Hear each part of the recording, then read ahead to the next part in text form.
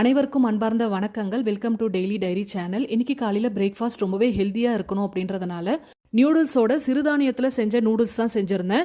இது வந்து சாமை அரிசி நூடுல்ஸ். இன்னொன்று பார்த்தீங்கன்னா நவதானிய நூடுல்ஸும் செஞ்சுருந்தேன். இது மேகி இப்பி அளவுக்குலாம் எக்ஸ்பெக்ட் பண்ண முடியாது. சிறுதானிய நூடுல்ஸ் அப்படின்றதுனால டேஸ்ட் கொஞ்சம் கம்மியாக தான் இருக்கும், ஆனால் ரொம்பவே ஹெல்தி. குழந்தைங்களுக்கு பயப்படாமல் இந்த நூடுல்ஸை செஞ்சு கொடுக்கலாம். மதியம் லஞ்சுக்கு ஒயிட் ரைஸும் கடலைப்பருப்பு உருண்டை குழம்பு தான் செஞ்சுருந்தேன்.